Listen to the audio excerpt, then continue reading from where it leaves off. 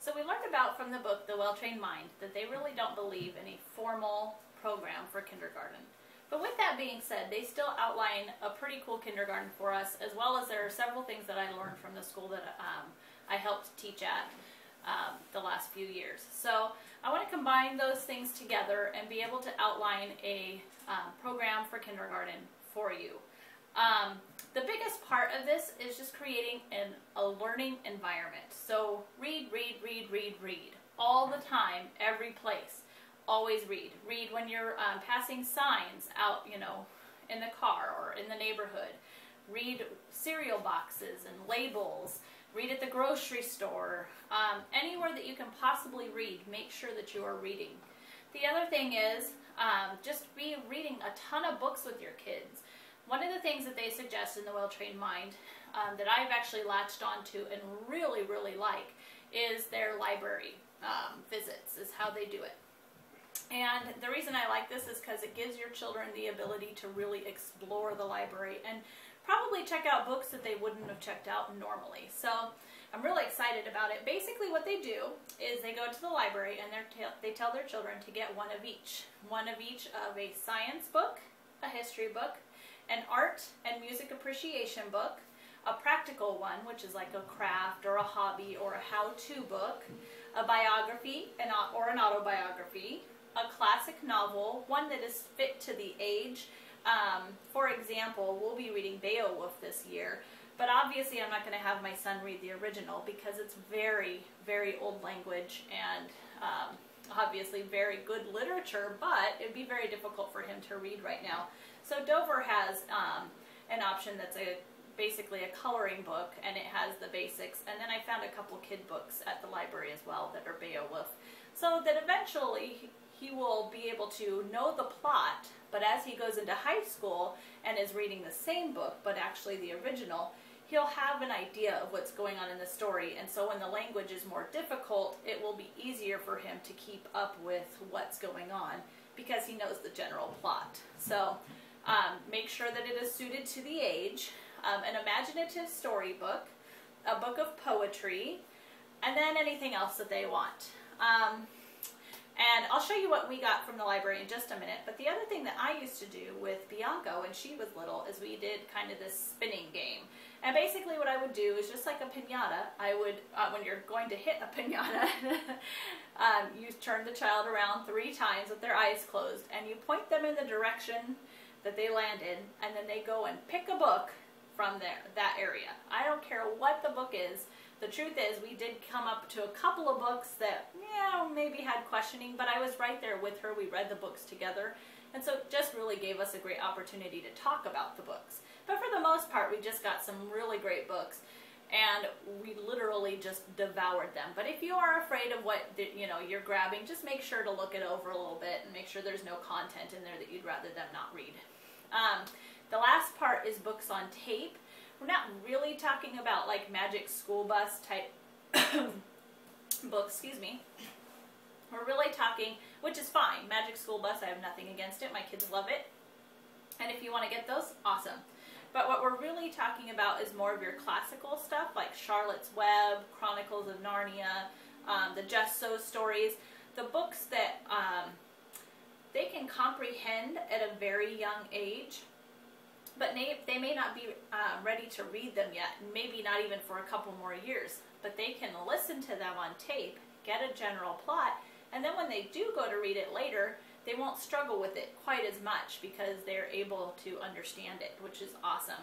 So I just want to show you a few things that we picked up from the library, just so that you can see that this doesn't mean we're just getting a bunch of boring books. So we actually also picked a math book, which is not on the list, but this is the Whodunit math puzzles, and the kids and I, our bookmark has become a folded up piece of paper, and we try and figure out what's going on, in the mysteries just as they are. So, and it asks you at the end, why did it do this, and it gives you an answer. So it's a pretty fun book.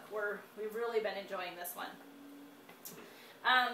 We got this Knight's Handbook. I can't remember exactly which category this was supposed to fit into. It could be history, it could even be practical because it's how to be a knight. but we love this book. It is so much fun. It's Usborne's Official Knight's Handbook. Be a Knight Overnight. So it's super cute. The pictures are hilarious. We have been loving this book and have not been able to put it down. I grabbed a couple of audiobooks as well. I've got the Pirates of Pompeii, which is actually done by a historian who has taken, of course, historical facts and turned them more into stories, which is really fun. And it's talking about Mount Vesuvius that, you know, that erupted and all that stuff, and just a little story around that. And then I got The Horse and His Boy by C.S. Lewis, and I actually finally went online and got all the rest of the Chronicles of Narnia on audio too. So we'll be listening to those, which is awesome. I'm so excited about that.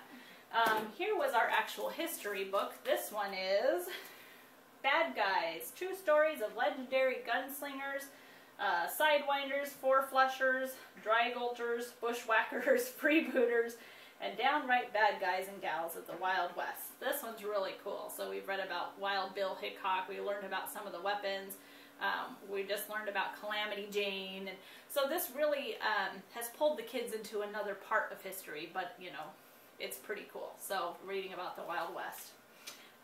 The practical book that my son picked out for craft or hobby or whatever was this Manga Monsters drawing book, and he's really excited because it's got lots of great how to draw monsters and stuff like that. So that was pretty cool. For art appreciation, we found this fun book, The Great Art Adventure, and it actually has art from different parts of the world and different time periods. So that actually caught my eye, but he was pretty excited about it too. For poetry, there was a whole area of books, picture books that were poetry picture books. And we got Home on the Range, cowboy poetry, so we're really excited about that. And of course it has your classic Home on the Range and several others, but then a lot more that we haven't heard. So that'll be really fun to read through. For science, we got a tsunami book, which was cool because we were just down at the beach a couple weekends ago, and we read that we were in tsunami zone, and we were talking about it. Not all of us really knew what a tsunami totally was. We kind of had an idea. So it's really cool now that we're reading about it, and we can learn more about what happens with the tsunami and all that kind of stuff. So making it come a little more alive. For his novel, we got Alice's Adventures in Wonderland, and this is actually more of a picture book of it, but it is still the novel. It is unabridged, and so it'll be a really fun way to read the classic novel with him. We'll just read that a chapter at a time. And then we got an ancient Egyptian drawing book too, which is kind of, it can fit into several different categories, practical, but then it's also got some information and stuff like that about what they're drawing. So anyways, as you can see, we got some really great books, and it was really fun to watch my son's transition. He started out at the library just kind of like, oh, rolling his eyes, I don't want to do this. But by the time we were done, we had picked out so many fun books, and we had gone through all the aisles of the children's nonfiction area, getting a little more familiar with the area. And by the time we were done, we were just pointing out books, and we just couldn't get enough. And I think we ended up with a pile about this big. So it was a lot of fun. We had a great time. I really love this library method, so I highly recommend it. So I'm not going to go into the actual reading program in this video. I'm trying to keep these in about 10-minute chunks because I'm putting these on iTunes, and that's how the vehicle that we're going to use.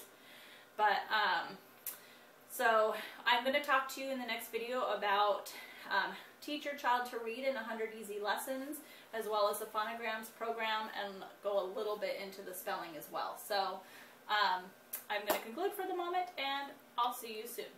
Bye.